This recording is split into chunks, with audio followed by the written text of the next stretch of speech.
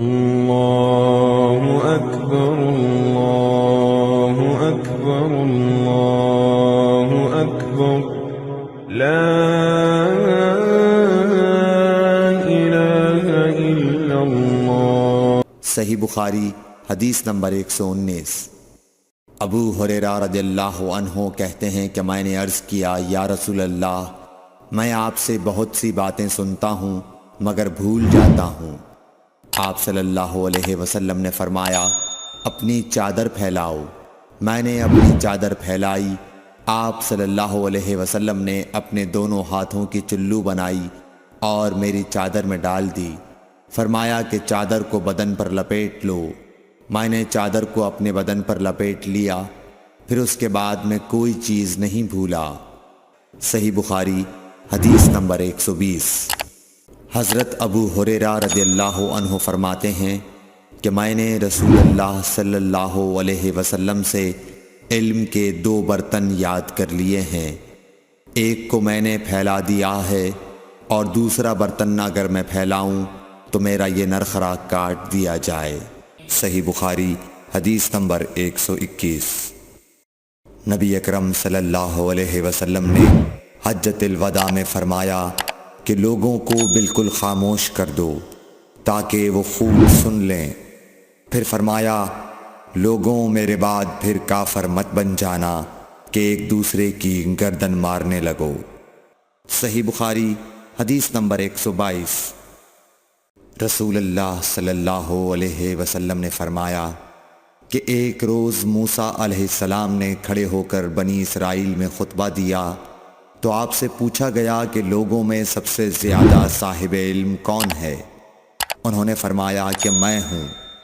اس وجہ سے اللہ کا غصہ ان پر ہوا کہ انہوں نے علم کو خدا کے حوالے کیوں نہ کر دیا۔ تب اللہ نے ان کی طرف وحی بھیجی کہ میرے بندوں میں سے ایک بندہ دریاؤں کے سنگم پر ہے جہاں فارس اور روم کے سمندر ملتے ہیں، وہ تجھ سے زیادہ عالم ہے۔ موسیٰ علیہ السلام نے کہا کہ اے پروردگار، میری ان سے ملاقات کیسے ہو؟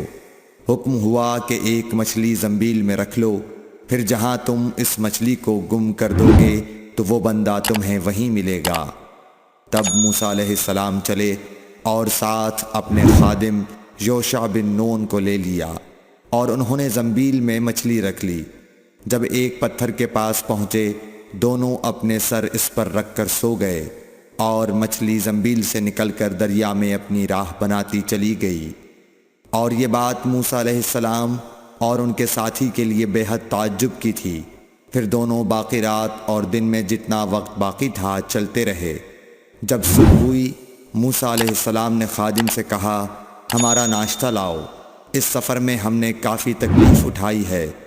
اور موسیٰ علیہ السلام بالکل نہیں تھکے تھے، مگر جب اس جگہ سے آگے نکل گئے جہاں تک انہیں جانے کا حکم ملا تھا، تب ان کے خادم نے کہا کہ کیا آپ نے دیکھا تھا کہ جب ہم صخرہ کے پاس ٹھہرے تھے تو میں مچھلی کا ذکر بھول گیا؟ بقول بعض صخرہ کے نیچے آب حیات تھا، وہ اس مچھلی پر پڑا اور وہ زندہ ہو کر بقدرت الہی دریا میں چل دی۔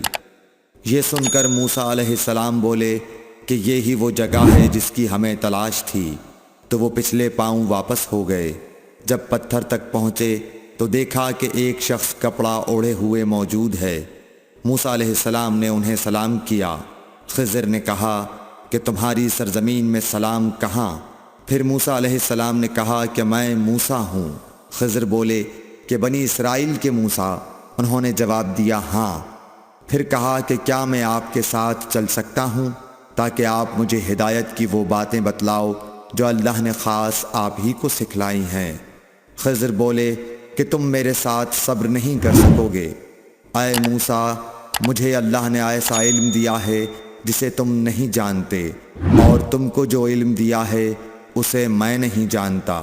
اس پر موسیٰ علیہ السلام نے کہا کہ خدا نے چاہا تو آپ مجھے صابر پاؤ گے، اور میں کسی بات میں آپ کی نافرمانی نہیں کروں گا۔ پھر دونوں دریا کے کنارے کنارے پیدل چلے۔ ان کے پاس کوئی کشتی نہ تھی کہ ایک کشتی ان کے سامنے سے گزری تو کشتی والوں سے انہوں نے کہا کہ ہمیں بٹھا لو۔ خضر کو انہوں نے پہچان لیا اور بغیر کرائے کے سوار کر لیا۔ اتنے میں ایک چڑیا آئی اور کشتی کے کنارے پر بیٹھ گئی۔ پھر سمندر میں اس نے 1 یا 2 چونچیں ماری۔ اسے دیکھ کر خضر بولے کہ اے موسیٰ، میرے اور تمہارے علم نے اللہ کے علم میں سے اتنا ہی کم کیا ہوگا جتنا اس چڑیا نے سمندر کے پانی سے۔ پھر خضر نے کشتی کے تختوں میں سے ایک تختہ نکال ڈالا۔ موسیٰ علیہ السلام نے کہا کہ ان لوگوں نے تو ہمیں کرایہ لیے بغیر مفت میں سوار کیا، اور آپ نے ان کی کشتی کی لکڑی اکھاڑ ڈالی تاکہ یہ ڈوب جائیں۔ خضر بولے کہ کیا میں نے نہیں کہا تھا کہ تم میرے ساتھ صبر نہیں کر سکو گے؟ اس پر موسیٰ علیہ السلام نے جواب دیا کہ بھول پر میری گرفت نہ کرو۔ موسیٰ علیہ السلام نے بھول کر یہ پہلا اعتراض کیا تھا۔ پھر دونوں چلے۔ کشتی سے اتر کر ایک لڑکا بچوں کے ساتھ کھیل رہا تھا۔ خضر نے اوپر سے اس کا سر پکڑ کر ہاتھ سے اسے الگ کر دیا۔ موسیٰ علیہ السلام بول پڑے، کیا آپ نے ایک بے گناہ بچے کو بغیر کسی جانی حق کے مار ڈالا؟ غضب ہو گیا۔ خضر بولے کہ میں نے تم سے نہیں کہا تھا کہ تم میرے ساتھ صبر نہیں کر سکو گے؟ ابن عیینہ کہتے ہیں کہ اس کلام میں پہلے سے زیادہ تاکید ہے، کیونکہ پہلے کلام میں لفظ لکا نہیں کہا تھا، اس میں لکا زائد کیا، جس سے تاکید ظاہر ہے۔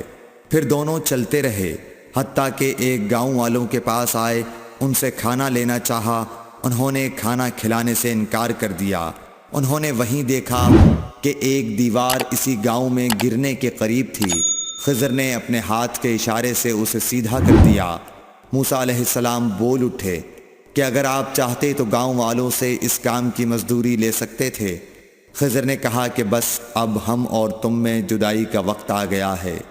جناب محبوب کبریا رسول اللہ صلی اللہ علیہ وسلم فرماتے ہیں کہ اللہ موسیٰ علیہ السلام پر رحم کرے۔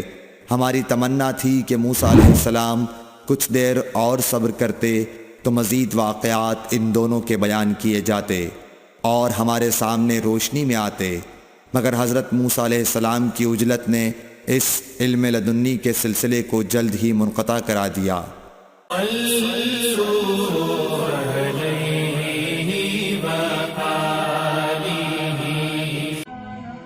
Thanks for watching. Don't forget to like, comment, share and subscribe to